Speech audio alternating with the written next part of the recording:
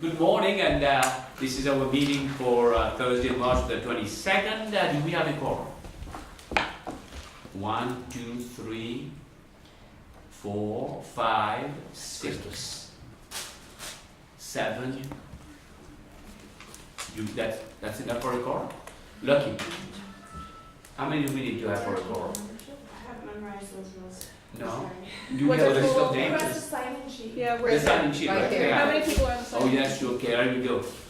1, 2, 3, 4, 5, 6, 7, 8, 9, 10, 11, 12, 13, 14, 15, 16, 17, 18. So we need 10 for a quorum. We have quorum. Correct. Yeah. We have quorum. How do we have quorum? No, can we count? One, Carlos is here. Carol, 1, 2, 6, 3, 7, 8, 9, 4, 10. 5, 6, 7, 8, 9. So we have a quorum. All right. Okay, very good. All right, so public comment on non-agenda items. No one? You want to say something? The reporter, no, you don't want to say, okay, very good. Review and approval of minutes, meeting notes from February 22nd. You all had an opportunity to review the notes. And do we have a motion to approve the meeting notes? So Sir. All right, Second. all right. Any comment, any discussion, any changes or anything? No? No? All in favor? All right, abstain? All right, one abstention and opposed? All right, okay, we move on to information items, Superintendent President's update. Well, you know, a lot of good things are happening at the college. This week we had a 3-day workshop in fact, but 1 day was for committee chairs, right? And then the other 2 days were for all faculty and staff and managers, administrators who will be on hiring committees, right?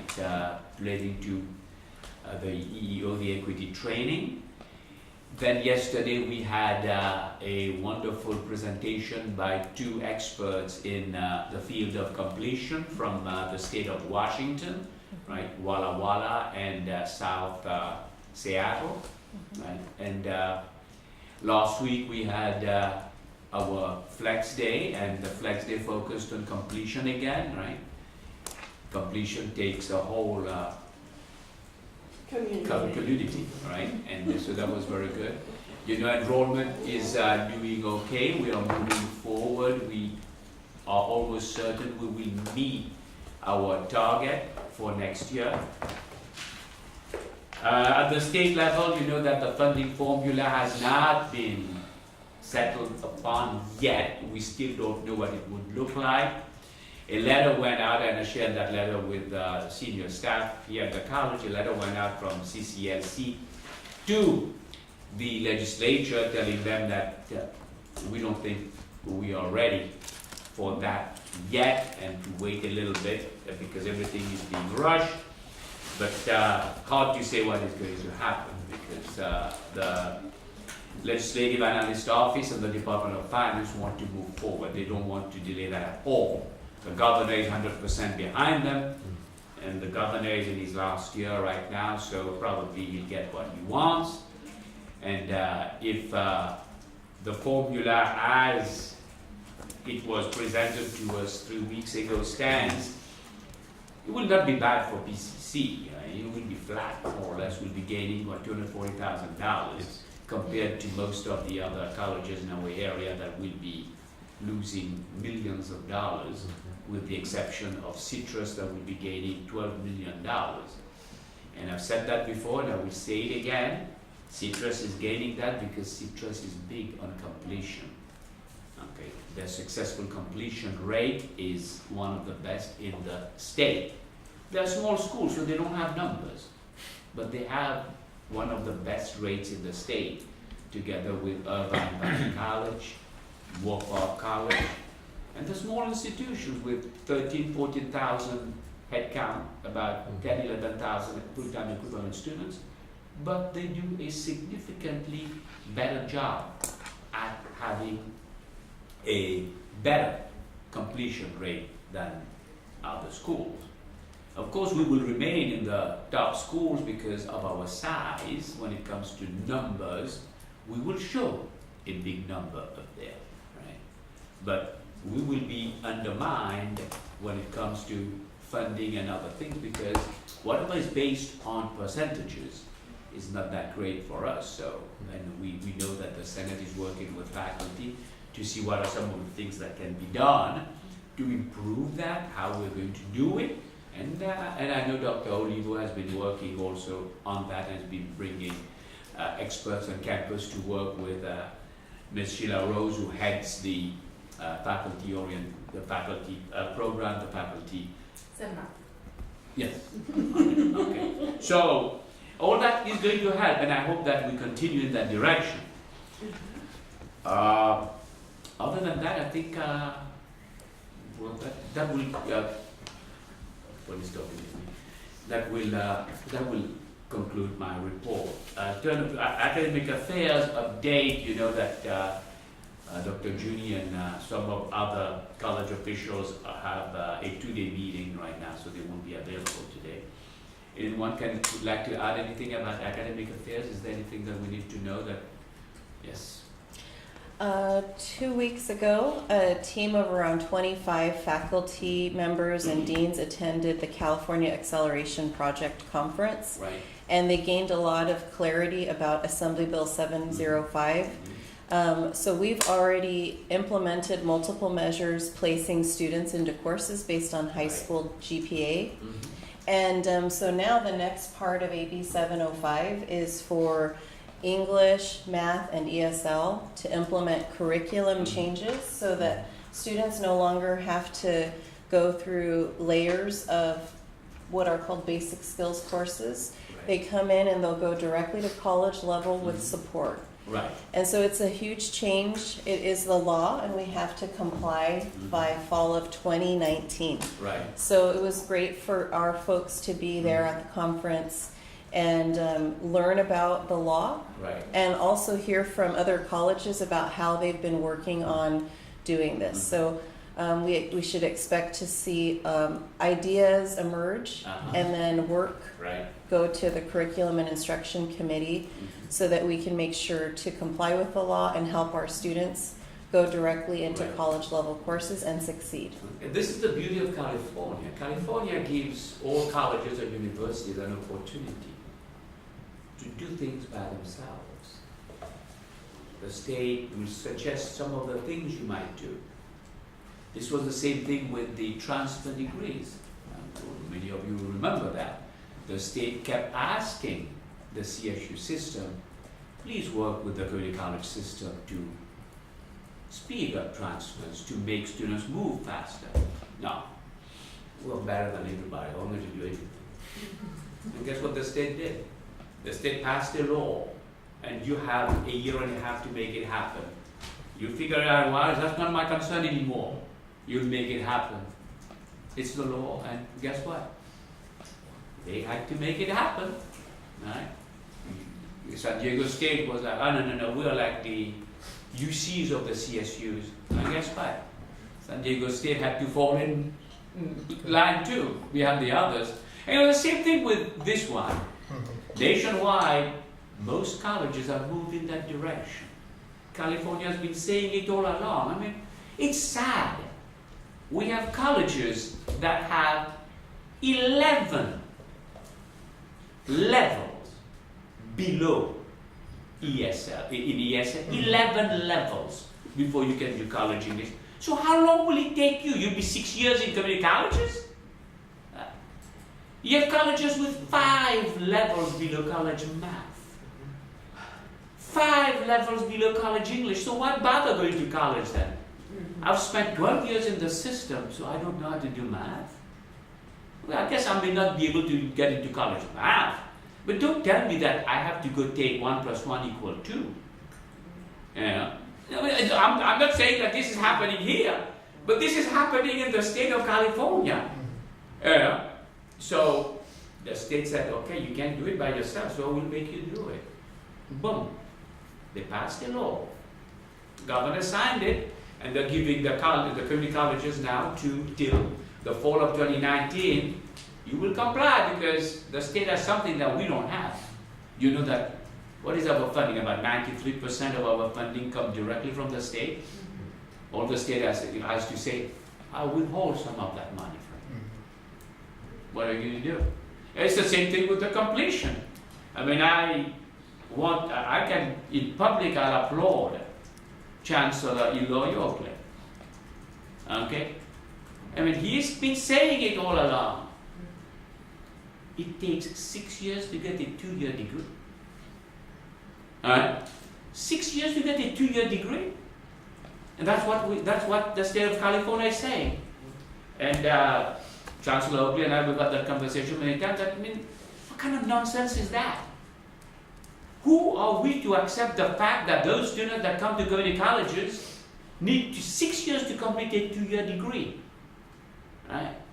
And and look at what the state is doing now. So, you are going to get them to take 4 courses before they can take college math.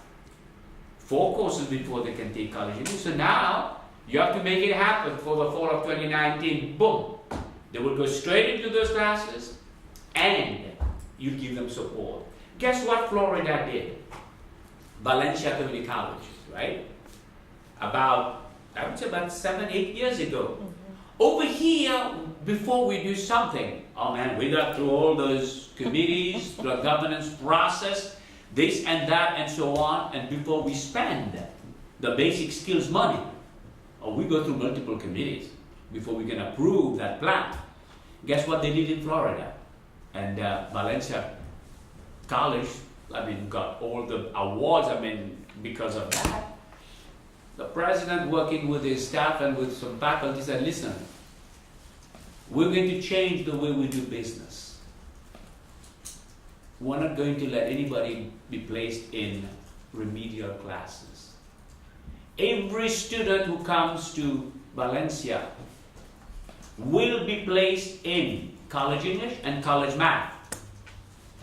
All the money that we have, we're going to spend it on this huge skills center that will provide support to all our students who are in college English, to all our students in college math, so that they don't have to take any remedial English or any remedial math. You come in, you don't want to bother about any placement test or anything. You go straight to college English and college math. And your support is coming right there in that building. And guess what they found out? The students were doing as well. They were doing as well as those students that were taking 4 semesters to reach college English and 4 semesters to reach college math. In fact, those students were succeeding at a higher rate. Okay? Can I add one more thing? Yes. They also invested heavily in professional development for There you go. Yeah. And we've been doing that investment here as well. Yeah. We have, right? Yes. No one can say we haven't done that. Yeah. We've been doing that. We've been bringing people from the Center of Urban Education. We've been bringing people from outside, right? Yes. Yeah. We're putting money up there, right? But the one thing that I want to support that, and I've always supported the academic senate at the college, right? That you've been working with the faculty to come to those workshops, right? And I hope that we can lift that number to more than 50%. I also want to say on behalf of the Academic Affairs Report that Flex Day was very successful, and one bright light to shine upon is the Division of Social Sciences. Right. They worked on their 2-year course schedule and maps, and it went really well. So, our faculty are embracing these opportunities to create better supports for our students. Now remember, one second, and then I'll pass that over to both of you. One thing that we have to keep in mind is we are not that special that we need to do our own research before we do anything. That research has been done nationwide. Those schools have been doing it, and they have data to show us. Yeah. Okay? And if we are true scientists, true researchers in the field, and we don't have to reproduce what has already been done. We can run with that research. Lenora and then Mallory. I just had a question actually, and I don't Yeah. know if you're gonna be able to answer it or if Sheila will be able to answer it.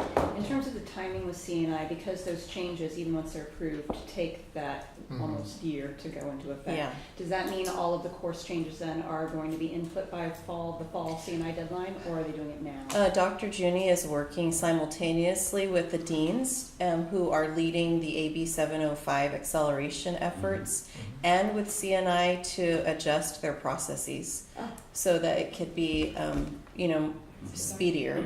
Yeah, And is that and gonna we be- all know it takes forever, but they've been working on refining the system in CNI. And is that going to be something that is AB 705 specific, or just that that's gonna be the new? It's been a protocol goal for of CNI? his in general Okay, from wonderful. when he started. Very good. Dr. Foster. Oh, no, I didn't know my name. Okay, all right. I just wanted to say that psychologically, they show up at the door, and rather than being discouraged, they're very positive, Mhm. they're excited, they see the possibilities. You walk into a school and they say, 4 years from now, you'll finally be able to, or 4 semesters, or four months, you finally will be able to look at a college course. That's discouraging right out of the Well, should I gate. go to college? In that case, I might as well look at it as you get a job and make some money. Exactly. All right? Yeah, All that's, right. that's a wonderful program. May I add something? Dean I don't know Burke. if it's necessarily appropriate at this point, but Mhm. the VAMS division was recently recipient of a $25,000 grant from Mhm. the Pasadena Art Alliance, Right. which is $7,000 more than our previous year. So we were very pleased to have that money because we need it. That's great. Congratulations on that. Dr. Olivo, Student Affairs Update. Yes. Okay, so we're at 4th week of the semester, and I am hearing a lot from students who are now at the point where they've developed relationships in the classroom, or they need to develop relationships in the classroom and need support outside of the classroom. So I'll send an email out with tips on where to refer students for counseling, psychological support, and social support. And the other piece is that we're working on a proposal to bring to the executive committee for mental health and wellness support, which will include the development of a peer counselor program. Excellent. And, I thank Dr. Verdian for listening when I brought forward our concerns about our need for more mental health and wellness support.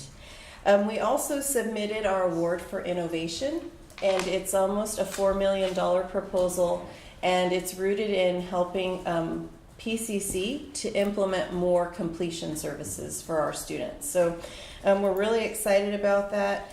And speaking of which, there are two very important dates that are coming up. April 6th is the last day for students to submit their graduation petition so they can graduate for spring. And then April 30th, if students are 1 semester away from graduation, if you let us know by April 30th, we'll give you second day priority registration. We've helped 2,000 students who are at the semester before graduation to get their classes that they need to graduate through this method. So we're working on that as well. And then regards to course enrollment, Dr. Verdian, for academic affairs, there are around 100 late start classes that begin in 3 weeks. Right. And so we're working with a company that we've developed a relationship with. They're helping us to send out nudging to students so we can fill those classes. Right now they're only filled around 60%, and we need to fill the other 40% of the seats, or else we're going to have to cancel some of those late start classes. And then I just want to make sure everybody is aware we're in the process of redesigning the L building. And at this stage, we're working with the architects to, figure out who's going to get the bid to help us redesign the building so that it will be more of a welcome center rather than a building full of windows and hallways for lines of students. However, since that's going to take 2 years to redesign, we are going to be hosting our pop-up welcome center this summer in the Wi-Fi lounge instead of Harbison Hall. That's wonderful. Yeah. Yeah. And then also we're working on the Career and Completion Center, which will be housed in the Industrial Technology Building. And yesterday, listening to my colleagues from Walla Walla, that really helped us inform our design plans and what services we will have in there for students. We're also working on the promise. We gained some clarification from the Chancellor's office yesterday on the money that will be available for the first year promise. And we're working with our foundation to clarify what our promise is going to look like. And then finally, Dodger Night is coming up. Don't forget to buy your tickets this Friday. Tito is the one selling the tickets, right? Mr. Yes. Altamirano? Yes. And tonight, the Association of Latino Employees is hosting Loteria Night, which is bingo. If you like bingo, come on over to Loteria Night. All right. And that's the end of my report. All right. There's no way Dr. to Story, prepare for that. Business and Administrative Services update. Okay, I'd like to begin with an update on the California state economy, where we are currently, because our funding is primarily derived from California's resources. So unemployment hit an all-time record low in the month of January at 4.4%. So it's extremely low rate, the lowest we've seen in California. At the U.S. National level, it's 4.1%, so slightly lower than the California unemployment rate. GDP, gross domestic product, is targeted to grow 2.5%. California. California, yes. Home prices in California are, as of January, the average home price is $528,000. Average or median? Median. And that represents a 7.3% increase over January of last year. In Pasadena is 1.2. Yeah. And overall revenues in the state of California are above budget by $2.6 billion. So So there's more money coming in? that's the projection Wow. for this year. So things at the Do you state, have this land? things at the state level are looking very favorable from an economic standpoint, which ends up feeding education, K-12, community colleges, the UC Cal State system. So the outlook is bright for funding opportunities. Budget-wise, the governor released the January release in earlier this year, and currently we're projecting the budgeted revenue for next year to be at the same level as this year. We're still waiting for the May revise to come out sometime in mid-May, and then the final budget signed into law before the end of June. But currently included in the budget is COLA of 2.51%.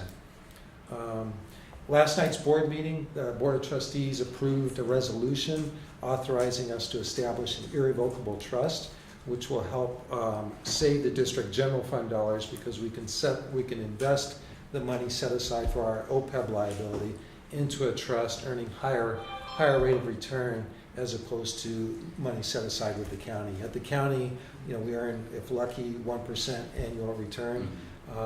Irrevocable trust, we can realize 5, 7, 8% annual return in a very safe investment. So This does a lot of good things for us.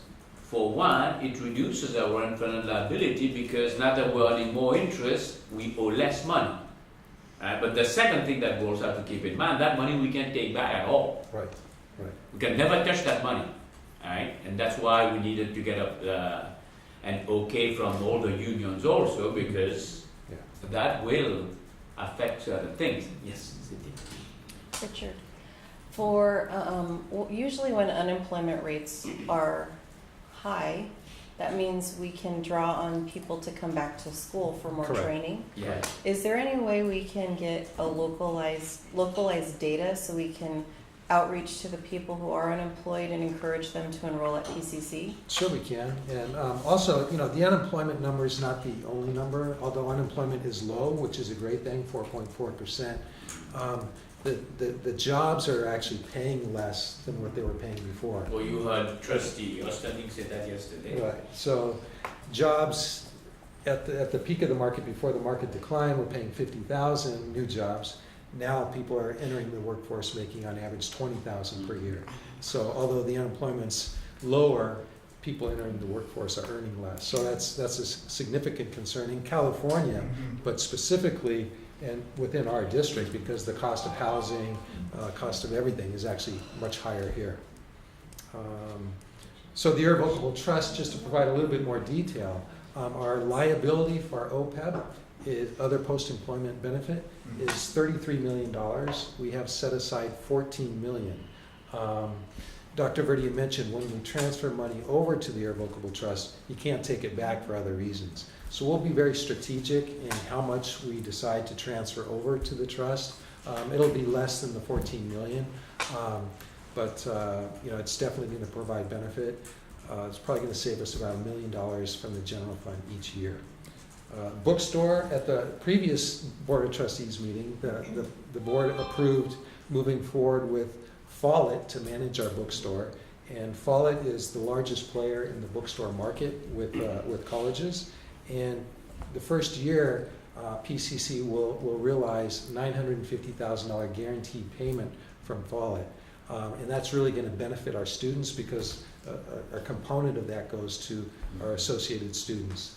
And it's... Do you have a plan to spend a lot more money? Of course. Okay. Rooms for everyone in the Okay. They'll also, not only will Follett provide additional resources to the college, but more resources to our students. Better book rental programs, so that reduces the price of books for our students. Buyback programs for our students. Better merchandising, more affordable merchandising. They'll also be spending $200,000 on capital improvements for the bookstore itself. So it's just a total win-win. It's a win-win for everybody. Yeah, win-win for everybody. Great opportunity. It's a win and lose for Follett. Win for us. I think Follett wins also. Oh, Follett wins also. I'm sure they. When will that actually start? As far as them, I guess that 200,000 that started investing. May 1st or June 1st? Our target is mid-May. Mid-May. Nice. That's actually coming up. Yes. All right. Any question on that? Now, one thing, my understanding is that Follett is going to match online prices as well. If someone goes Amazon and sees the price for a book, they show that to Follett, they'll match the price. All right, so, Yeah. and then there's also the employee discount all year round. Employees all year round, every day, 17% Right. discount. Mm. Yeah. So is that student workers as well? Or Be- do you mean employees? No, it's what it is. That is just college employees. Oh. You have to have an ID, they call it an ID worker, right? Yeah, that's what it is, right? Yes. Yeah, yeah. In general, like for the college, what different departments use have blanket consent items with the bookstore to be purchasing supplies, as well as just for to get access for students to buy books for art centers and whatnot. Is that still going to be Everything an will still be option? in place Awesome. at the same level or better. Okay. So they can have a better web presence, so, you know, just much better presence. You should be able to overall. have more students, like you can, Yes. with $100, you'll be able to buy 12 more books. I don't know about that, but I'm sure we're going to be able to save. Last one, as far as current bookstore gift cards that are out there, I'm assuming those Everything will will be be on it. everything. Yeah. Right? Yeah, that was a worry about that because some students still have them. Yeah. They're using them from when they actually need them. We want to make because obviously they don't expire. So I want to make sure that that's still going to be the case. Yeah. And just to let you know, we're trying to reduce the inventory of the bookstore, so you will be seeing a lot of sales coming up just to blow out the inventory on the merchandise. So all of you, right, remember, all your you can start buying your Christmas presents right now. PCC Mother's Day. Yeah. Okay, well, thank you very much. One more item, the U building. Uh-huh. So the U building, our architects will be submitting the plans to the Chancellor's office tomorrow. So those are the plans they've been working on since we hired the architectural firm. So they'll be submitting that tomorrow. I have a question about that. So that's only in case the governor changes his mind. What happens to those plans if he doesn't? Do they get like put in a vault somewhere and then brought out 20 years from now when we want to redo that building and now we're It's locked over. into We it? will redo that building with college funds when we redo, if we redo it. And then those No, plans then will we be just will void. run that will be our money, so we do what we want. Okay. You can have a 17-story tall building there if you want. Okay. You can have the whole college with just one building Okay. if we want. Don't That'll promise be our anything money. you live in. Huh? Don't promise anything you live in. No, I'm not promising anything. All I'm saying is that if we're using our funds, we can build it in any shape we want. We can- Because one thing that you need to all know is that we are not governed by the city of Pasadena's architectural design firm or whatever it is that they have. Yeah. We are exempt from that. We can put a pyramid here if we want. Okay, that's what I want. Yeah. With the Pyramid. I second that motion. You second that motion, all right. Joe has a question. Given the budget projections, are you just remaining where you were in terms of anticipation of the possibility of For the U the building? state to revisit the U? The U building? It's probably unlikely that it will go back to 100% funding. It's possible, but at this point in time, we're a very affluent district. Only 2 projects were called out, ours and the one from San Francisco. Right. So both are affluent areas. And Dr. Verdian's gone into great discussion on this. What the state intent is to spread the money within the districts. And a lot of districts don't have bonding capacity where they can't pass a bond and they can't build buildings. Pasadena has a bonding capacity of $1.8 billion. So, we do have that capacity. So the state is trying to distribute the money more equitably between the different districts and requiring a 50% match. That's their direction for doing that. I won't get too much support statewide either. Yeah. Okay. We're not getting much support statewide. In fact, we're getting 0 support statewide.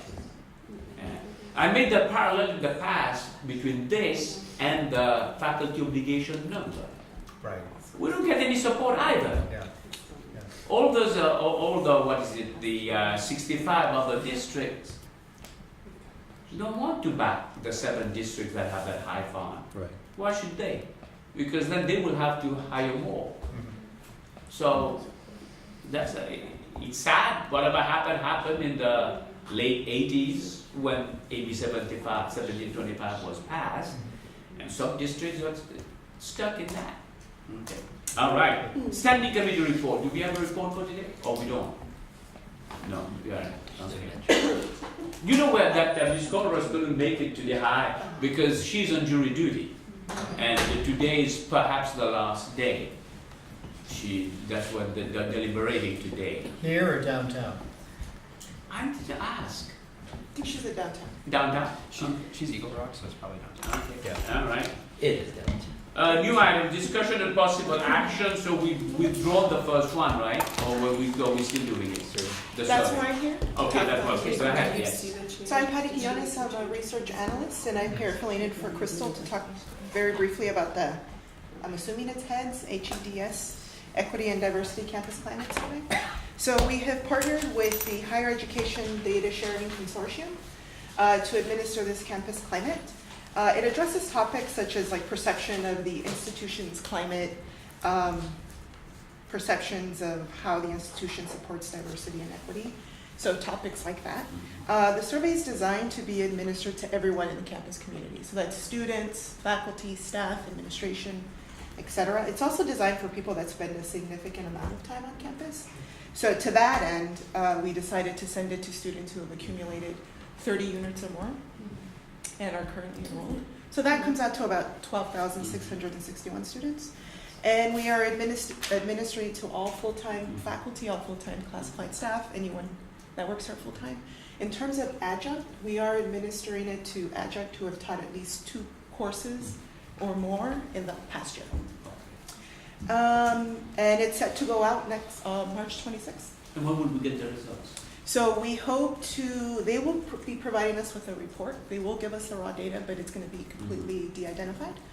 The survey ends April 30th, so I'm going to assume probably like a 3 to 4 week time frame.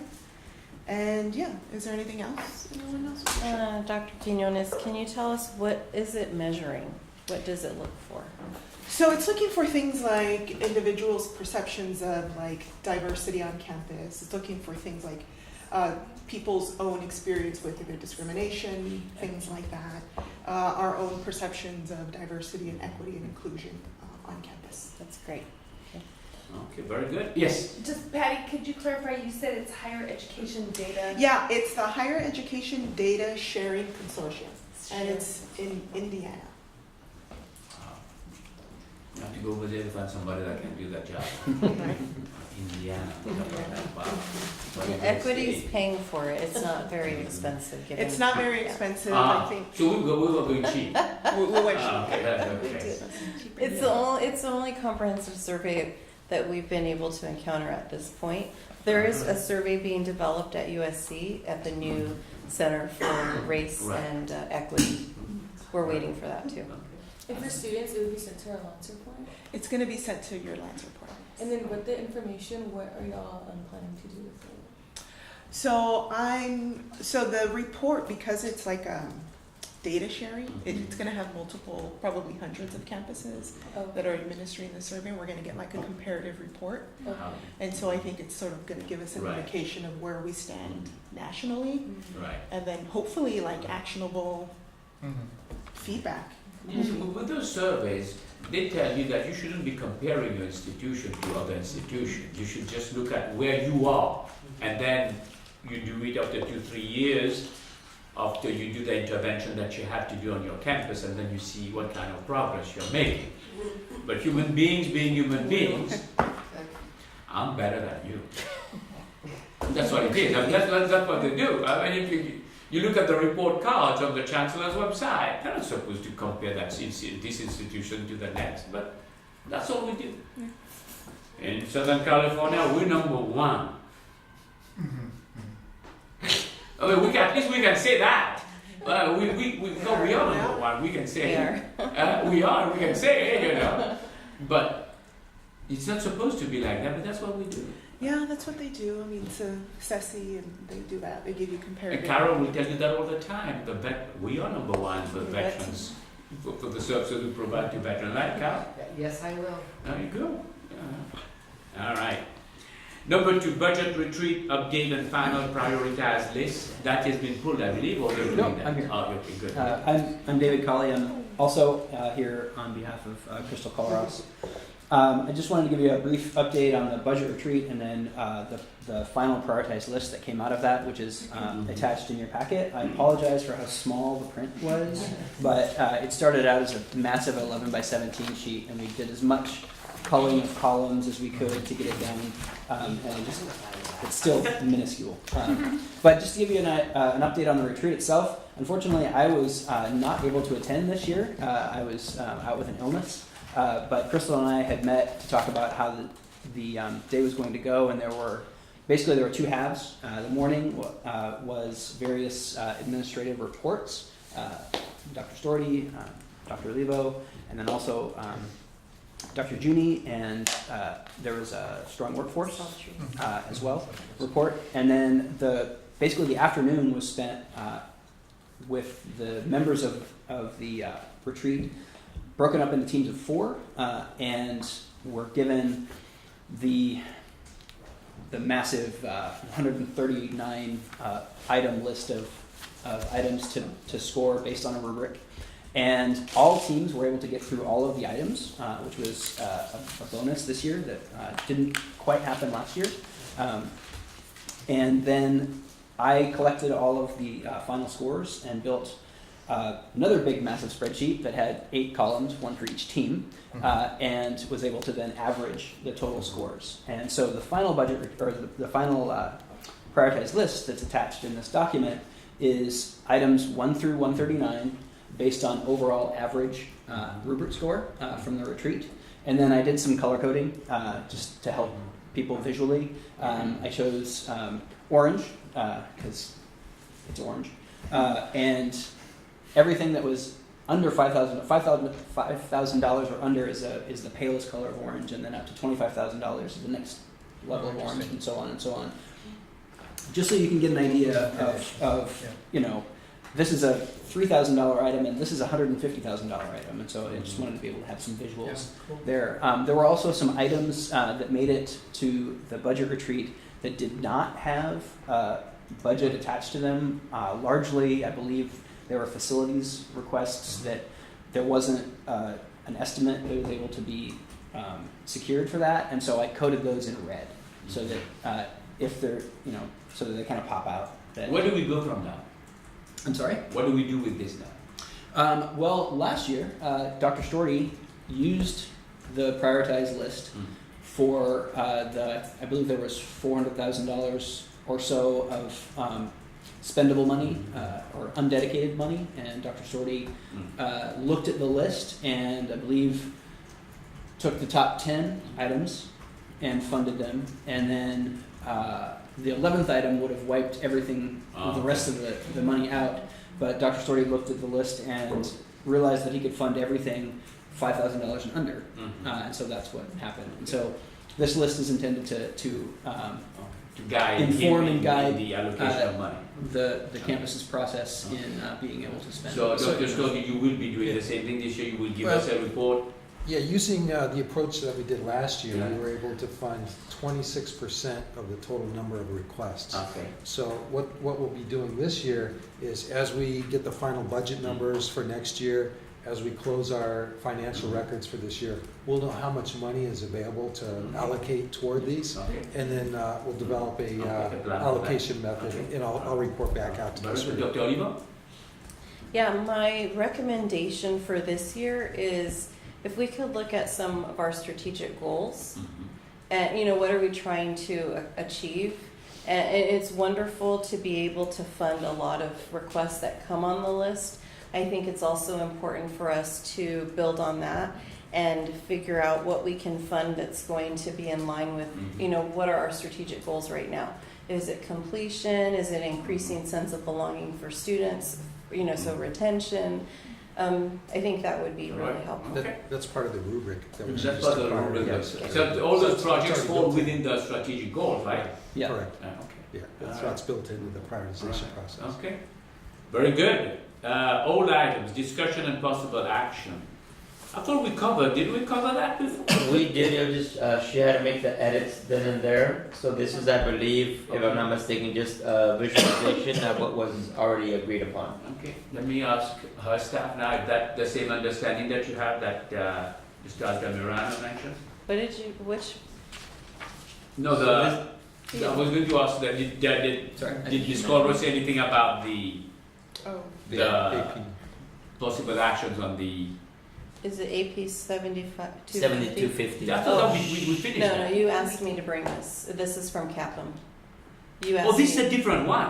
AP 7250. No, I thought we did.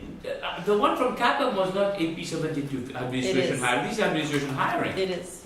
Yes, this is the I topic. thought it was the professional We just development talked for about classified it. center. No, we just talked about it 2 days ago. AP 7250, and it's section 4, letter C. And so at the Committee on Academic and Professional Matters this week, we talked about the process that's actually occurring in the divisions to pick faculty to serve on the Dean's hiring Yes, very good, committees. thank you. Okay. And so we were going to clarify that, right? Yes, so Okay. on the actual document for AP Administrative Procedure 7250, number 4, letter C, it says 3 faculty appointed by the Academic Senate. And we just wanted everyone to know, the Senate doesn't appoint just on their own. They refer to the division faculty to select, and then they receive names from the division for who to put on the committee. And this has happened for years. Even when we hired Dean of Counseling, the Division of Counseling, they conducted a ballot and a vote from the faculty to pick which are the faculty that are going to serve on the Dean's hiring committee. So that's always what has happened in practice, but if it's not on this, then it looks like the Senate picks without any voice from the division. So we will write that sentence and put it there? Yes. All right, so what I will ask Dr. Foster to work with you on that, Dr. Oliver. Okay. The two of you can fine-tune that language so that it is clear that the faculty that are on Dean's hiring committee are being selected by their own, right, from their division. Yes, through a democratic process in the democratic division. process. Yeah. Short. Yeah. And then that recommendation goes to the Senate, and then the Senate just passes it on to HR. Yes, sir. I'm sorry, but if that's the case for that, would that be similar to as far as the classified and associate and make it more pronounced as far as how they have their process? Absolutely It's not. rather similar. No. It's completely different. Mhm. Because they have plenty of faculty in that division. Right. That's why it is done there. It's not faculty for the Dean of English, it's only the faculty of English that vote on it. Well, no, I just mean like, do we really need it? Well, I guess we do because it was Yes. brought up to actually Right. spell it out. Yes, that would Well, be yeah, better. because I'm getting emails from random faculty in the division saying, can you please put me on this Right. hiring committee? Got it. Yeah, so that's why it's And they there. have But- not consulted. Yeah, I'm like, 'cause I know you guys have a process. I'm like, so it's We just. don't have, I mean, but we Yeah. don't, that's the point, there's no process Right. right now. So that's the process that we will Yeah. make sure, Okay. yeah. All right. That's about it. Any, Clear. so Oh, yes. the two of you will work on that, and then Yeah. can you, Right. We can look at the language of the hiring, the faculty hiring policy, Uh-huh. because Yeah. Right. everyone knows that's Yes. done in the divisions, so Mhm. we might, maybe No, replicate it. Okay. very good. Now, there are three others, well, what about the three others? 5010 and 5011 and, Those are, I think, those should be pulled, I think, because Susan Susan Bricker brought them Oh. to the Senate, and there were substantial revisions. Okay. We approved all right, so we'll pull, Oh. the changes. so then we're going to Those are in here. not, we will not review BP 5010, AP 5011 and AP 5010. Well, we did, We'll bring them at the next meeting. yeah, we did approve AP 5011, but Lenore's checking to see if, I don't, she had made minor changes, I think, in the Senate, Mhm. and I don't see them here. Okay, so let's bring them back then, huh? Okay. Announcements? No? All right, Ms. Lam? So some of you all might be familiar of our Vice President for Business Affairs, Alejandro Chavez. He's very involved, and he also spoke at the Board of Trustees meeting last night about international students. And so he is actually about to host this great event. It's a 6-part series, and it's called Community Nights. And basically the whole purpose is to build a relationship outside of the classroom amongst professors and students. So it's a 6-part series that starts next Tuesday in the Circadian, I believe. And so each night it's going to be a different lecture or discussion led by a different professor.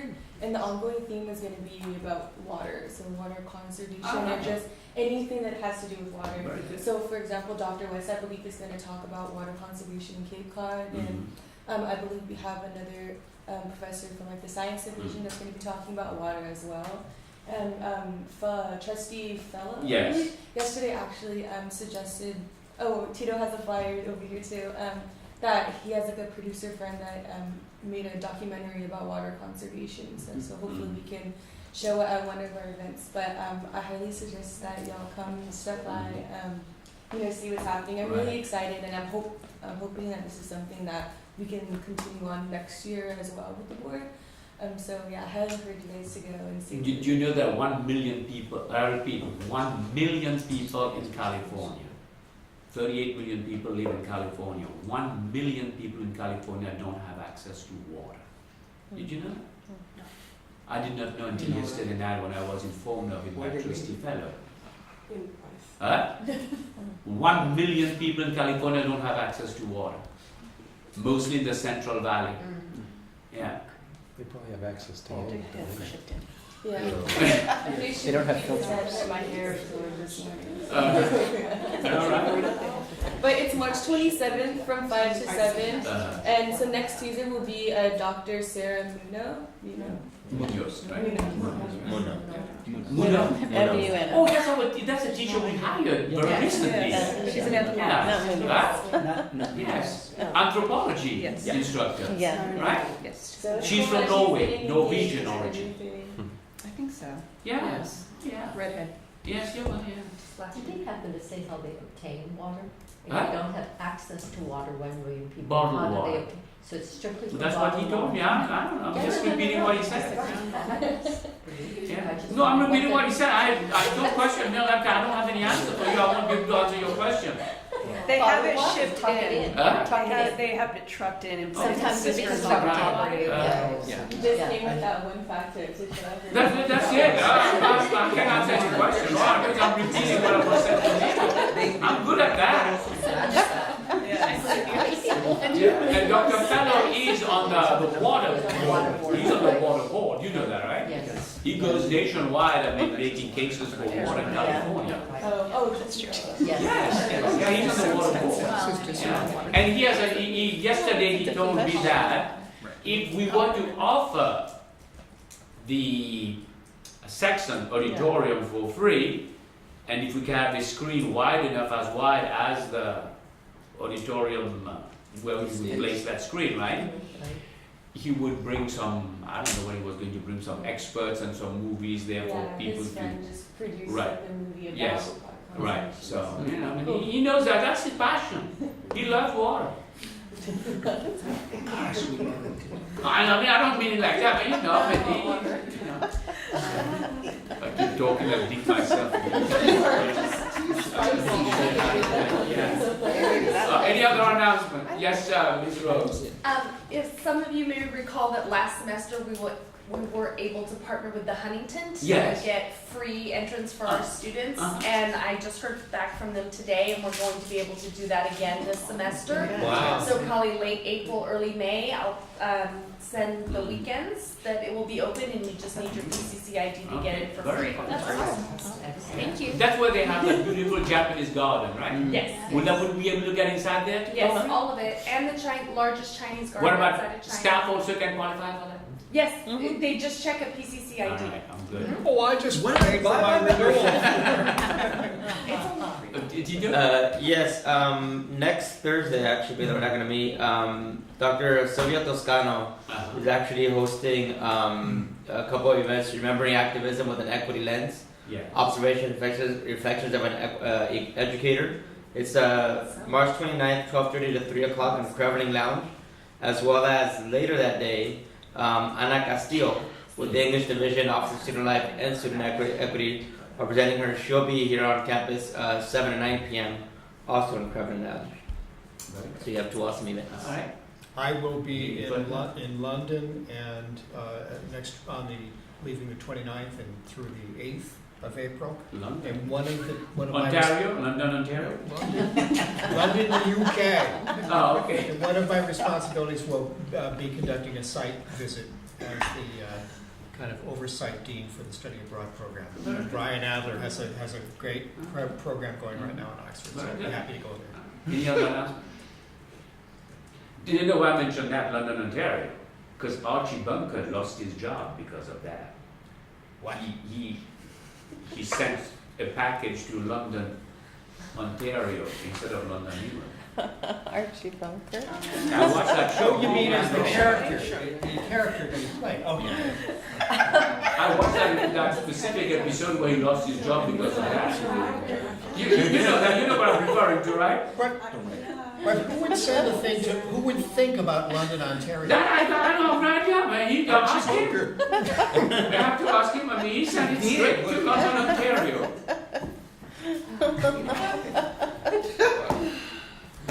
Okay. Yes, thank you. All right, well, I hope that you all have a great weekend. And next week is spring break.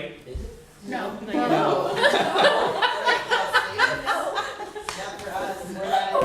You're not done yet. I feel your pain. I got screwed up on that. After Friday of next week, we have off, don't we? No. Yes.